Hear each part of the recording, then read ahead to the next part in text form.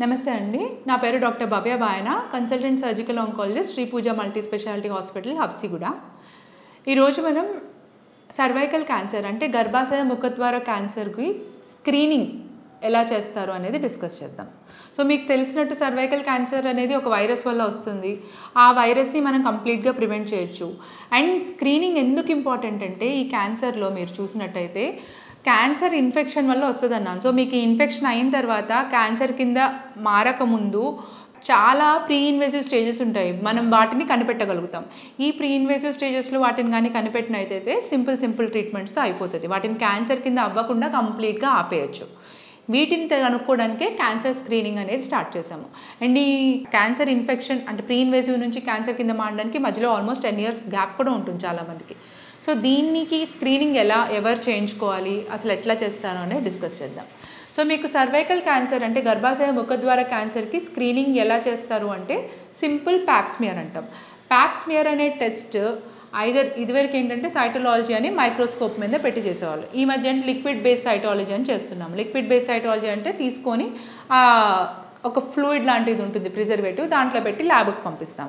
So ఈ రెండాట్లో ఏది చేయించుకోవాలి ఏది చేయించుకోకూడదు అంటే జనరల్లీ కాస్ట్ కొంచెం మైక్రోస్కోప్ కింద ఉన్నదానికి కొంచెం చీప్ కాబట్టి మా స్క్రీనింగ్స్లో వాటిలో అది చేస్తారు. మామూలుగా ఇప్పుడు అన్ని హాస్పిటల్స్లో జనరల్గా లిక్విడ్ బేస్ సైటాలజీ ప్రిఫర్ చేస్తారు. ఎందుకంటే అది శాంపుల్ ఏమైనా డౌట్ ఉందనుకోండి మళ్ళీ వెళ్ళి recheck HPV DNA reflex testing కూడా చేయొచ్చు దానిపైన.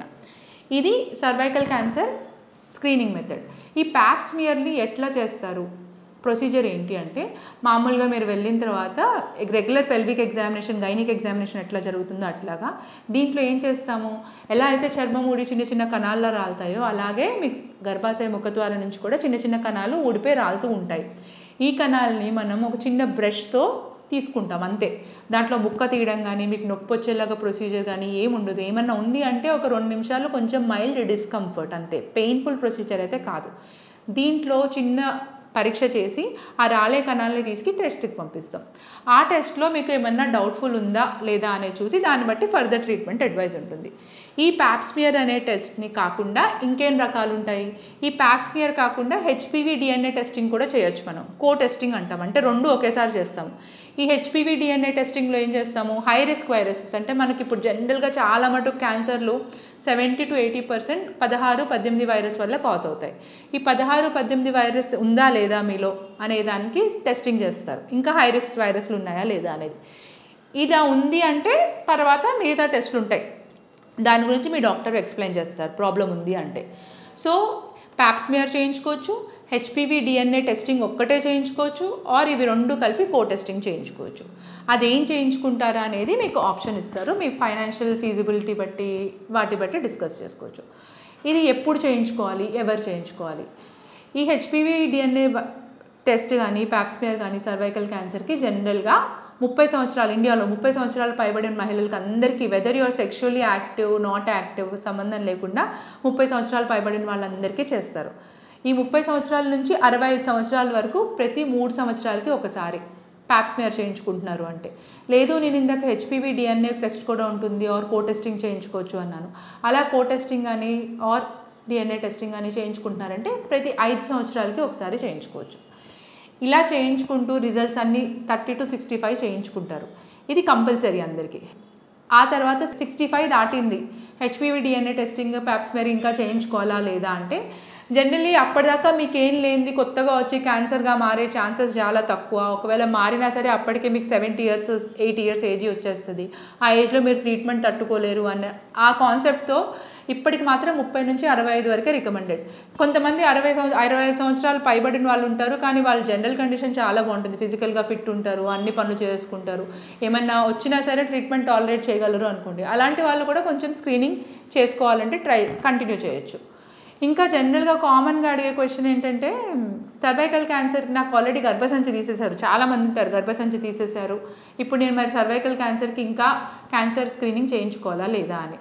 మీకు ఆల్రెడీ గర్భసంచి తీసేశారు, ఆ తీసిన గర్భసంచిని టెస్ట్ చేశారు. ఆ గర్భసంచి కొన్నిసార్లు ఏంటంటే ముఖద్వారం వదిలేసి పై వరకే కట్ చేసి తీసేస్తారు, సబ్ టోటల్ హిస్టెక్టమీ అని కూడా ఉంటాయి. అలా కాదు, మొత్తం గర్భసంచి తీసేశారు, ముఖద్వారం కూడా తీసేశారు, మీరు గైనకాలజిస్ట్ ఎగ్జామిన్ చేయించుకొని వాళ్ళు పరీక్ష చేసి కంటితో చూశారు లేదు అని చెప్పి ఆర్ ఆల్రెడీ మీకు అయిన గర్భసంచిలో క్యాన్సర్ ఏం లేదు, లేదంటే క్యాన్సర్ అయ్యే తత్వం కూడా ఏం లేదు, ప్రీ ఇన్వేసివ్ అంటే సర్వైకల్ ఇంట్రా ఎపిథీలియల్ నియోప్లేసియాస్ అంటారు, సిఐఎన్, లేదంటే హై రిస్క్ రీజన్స్ ఏం లేవు అంటే మీరు మొత్తం స్క్రీనింగ్ ఆపేయచ్చు. మీకు 45 సంవత్సరాలకి గర్భసంచి తీసేశారు, ఇంకా ఏమీ లేదు మీకు ఆల్రెడీ తెలుసు అంటే ఇంకా ప్యాప్స్మియర్ కానీ హెచ్పివి డిఎన్ఏ టెస్టింగ్ కానీ చేయించుకోకుండా ఆపేయచ్చు. లేదు కొంతమందికి గర్భసంచి తీయడానికే కారణం ఏంటంటే కొంచెం క్యాన్సర్ తత్వం ఉంది అని తీశారనుకోండి, లేదు క్యాన్సర్ అని చెప్పి తీశారనుకోండి, అప్పుడు ఇంకొంచెం ఫ్రీక్వెంట్గా మేము ప్యాప్స్మియర్ కానీ సర్వైకల్ క్యాన్సర్ స్క్రీనింగ్ కానీ, ఎందుకంటే మిగిలింది వాల్ట్ అంటాం, దాంట్లో కూడా మళ్ళీ వచ్చే అవకాశం ఉంది కాబట్టి టెస్ట్ కంపల్సరీ చేసుకోవాలి. ఇంకా సరే హెచ్పివి డిఎన్ఏ టెస్టింగ్ చేశారు, నాకు దాంట్లో ఏదో ఉంది, ప్రీ క్యాన్సరస్ రీజన్ ఉంది అని డౌట్ ఉంది అన్నారు, అప్పుడు ఏం చేయాలి డాక్టర్ అంటే అప్పుడు జనరల్గా కాల్పోస్కోపీ అనే టెస్ట్ చేస్తాం. అంటే కొంచెం లైట్ వేసి కొన్ని లుగోల్స్ అయోడిన్ కానీ అలా ఎసిటిక్ యాసిడ్ అని ఉంటుంది అవి పెట్టి ఇంకేమైనా కణాలు ఉన్నాయని టెస్ట్, ప్రీ క్యాన్సరస్ లీజన్ ఏముందా అని డౌట్ఫుల్ ఉన్న ఏరియా నుంచి ముక్క పరీక్షలు తీసుకుంటాం. దాంట్లో ఇలా డౌట్ ఉన్న లీజన్స్ అనుకోండి చిన్న చిన్న ఆల్రెడీ ప్రీ క్యాన్సరస్ అంటే చిన్న టెస్ట్ ప్రొసీజర్స్ ఉంటాయి. ఏంటి అంటే కోల్డ్ లైఫ్, ఒక కత్తి తీసుకొని చిన్న ముక్క పైకి కట్ చేయడం, లేదు అంటే లీప్ అంటారు, అంటే అది ఇలా హీటెడ్ థెరపీతో కట్ చేసి తీసేయడం, లేదు అంటే కొన్నిసార్లు క్రయోథెరపీ కూడా చేస్తారంటే కొంచెం బాగా కోల్డ్ యూస్ చేసి సోర్స్ చేసి అది కూడా కాల్ చేస్తారు. ఇలా చిన్న ప్రొసీజర్స్తో గర్భసంచి తీయాల్సిన అవసరం లేకుండా కూడా ప్రాబ్లం సాల్వ్ అయిపోతుంది. సో మెయిన్గా మన ఇండియాలో ఆల్మోస్ట్ సర్వైకల్ క్యాన్సర్ అనేది సెకండ్ కామన్ క్యాన్సర్ మహిళల్లో. అండ్ చెప్పాలంటే మనం వరల్డ్కి, ప్రపంచంలో మనం ఎంతమంది సర్వైకల్ క్యాన్సర్స్ ఉన్నారో దాంట్లో 1/5 మనమే కాంట్రిబ్యూట్ చేస్తున్నాం. అంటే 10 మందికి వరల్డ్ మొత్తంలో 10 మంది సర్వైకల్ క్యాన్సర్ బాధితులు ఉన్నారనుకోండి, దాంట్లో 2 మన దగ్గర నుంచే ఉంటున్నారు ఇండియాలోంచి. అండ్ ఇది కంప్లీట్లీ ప్రివెంటబుల్ క్యాన్సర్, ఎందుకంటే మీకు వ్యాక్సినేషన్ ఉంది, దాని తర్వాత సర్వైకల్ క్యాన్సర్ స్క్రీనింగ్ ఉంది, అండ్ ట్రీట్మెంట్ ప్రోటోకాల్స్ బాగా అడ్వాన్స్ అయినాయి. కాకపోతే దీనికి మెయిన్గా ఏంటంటే మీరు చేయాలి, మీరు ఒక 10 నిమిషాలు మీ గురించి టైం స్పెండ్ చేసుకోవాలి.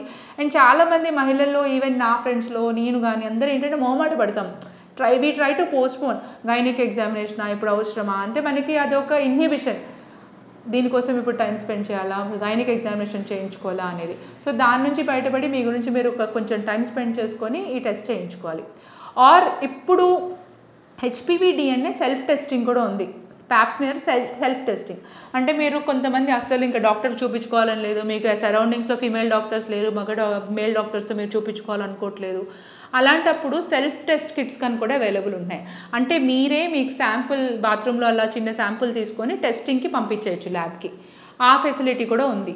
సో ఏదో ఒక విధంగా కంపల్సరీ ఈ టెస్ట్ అయితే సర్వైకల్ క్యాన్సర్ స్క్రీనింగ్ అయితే చేయించుకోవాలి. ఇంకేమైనా డౌట్స్ ఉంటే కామెంట్ సెక్షన్లో కామెంట్ చేయండి, డిస్కస్ చేద్దాం. థ్యాంక్ యూ అండి.